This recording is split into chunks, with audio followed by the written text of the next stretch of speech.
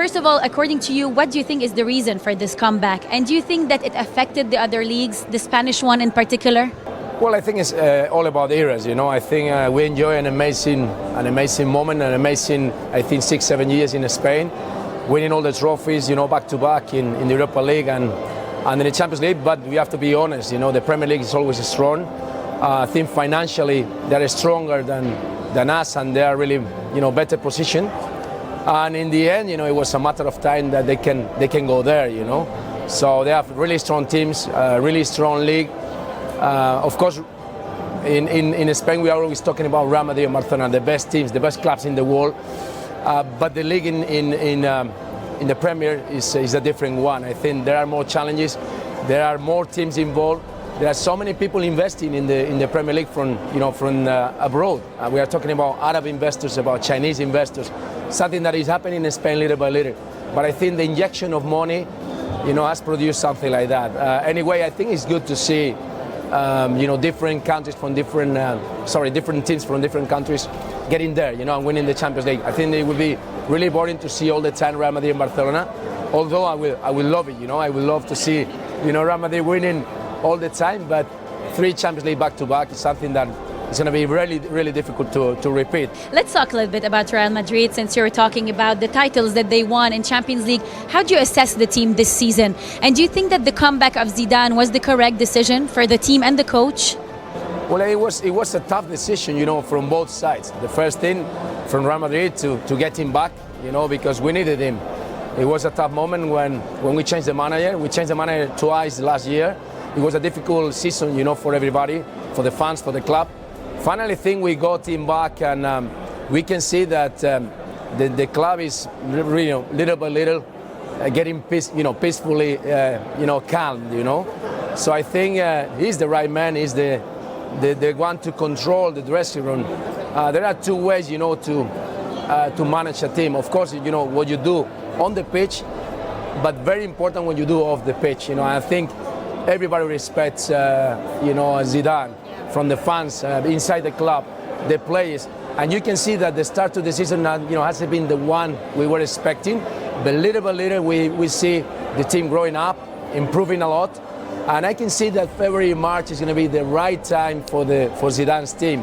I can see a really big improvement, and I can tell you, we are in there ready to challenge, for the 3 titles.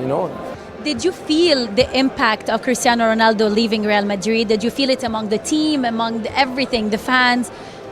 How big was the impact? Any team that lose Cristiano Ronaldo or Messi are gonna feel a big impact. We are talking about 40, 50 goals. That was meant, Cristiano for us, for Real Madrid, and not having these 50 goals, it pushes another players to step in and try to do the job.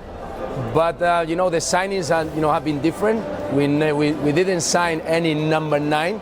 I think we trusted Benzema, and I think Benzema has been the best player in the last, let's say, 1 year and a half. He's scoring a lot of goals. He's creating a lot of goals. It's been very important for us, but still, we need something else. We were really unlucky. We are still waiting for Hazard, because Hazard, of course, can add something special, to the team, and it's something that we are now waiting. But injuries, have been the real challenge for him. But as I said, I think if Hazard is okay, if he's back into the team, and really healthy, and Benzema keeps playing like that, and the team keeps defending like they did, and pressing high like they did against Barcelona, and performing like that, I think we're gonna have a great team for the last 5 months, where in the end, you have to, challenge for the titles. There are lots of rumors about Real Madrid wanting to sign Kylian Mbappe. Is this correct? Is this among your plans in the near future? I think in the future, yes, but I don't think it's going to be a short term. I don't think, PSG are going to get rid of such a big player like him. I think if you can, find a substitute right now for Cristiano Ronaldo and Messi when they decide to get retired, I don't see any other one like him, like Mbappe, to be honest.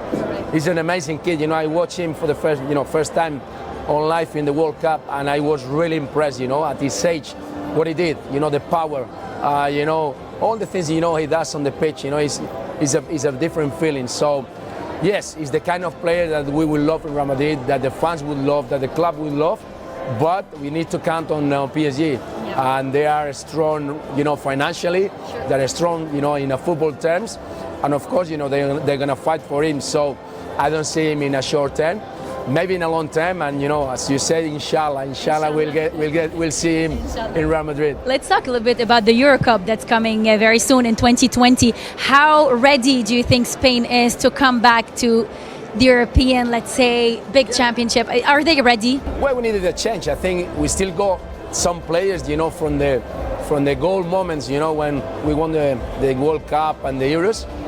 But still, we have a lot of players coming through, like Fabian, which is an amazing player, a different player. So I think we have a great team, to try to challenge for the title. I think we're going to be in the mix, with other teams to try to win it. Of course, France are going to be strong. Italy are coming back strong with Mancini. So in the end, the Euros is a special competition. It's very strong. Anything can happen. Even in group stage, you're going to see surprises. So, I'm expecting a lot from Spain. We've been through a little trouble, when Luis Enrique had to leave the national team. Now he's back. Kind of a mess, before the World Cup as well. So the first thing we need to have, in the team is, the calm, relaxing the situation, having the manager really focus and concentrated in the national team, and it's happening now. I think Luis has been through a lot of tough situations, and I wish him of course all the best, because we all suffer with his loss. But now is the moment of the national team to come back, and you're gonna see. I think we are expecting an amazing and a great football Euro. Do you think that having it in 12 different cities is something that would affect the competition negatively?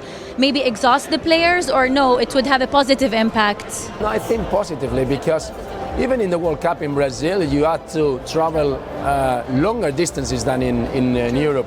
I think in Europe, the distances are really short. 2 hours flight, no more than that, 3 hours maximum, But anyway, the teams are going to stay in one place playing most of the games. So I think it's going to be well organized, and it's adding something special to the fans as well. I think for the fans, not only the European fans, the fans from around the world that go in there and they have the chance to visit different countries and to visit different cultures and different stadiums as well.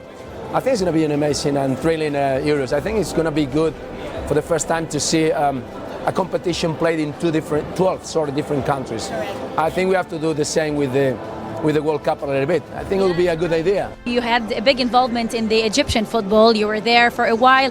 Tell us a little bit about African football in general. What is your impact or your feedback about that while working there? Well, it was a short one. I had two moments, of course. The first thing is I was getting my license, my pro license at the same time. So I had the opportunity to help, the national team a little bit, and to learn, of course, because it was my first, let's say, job or role.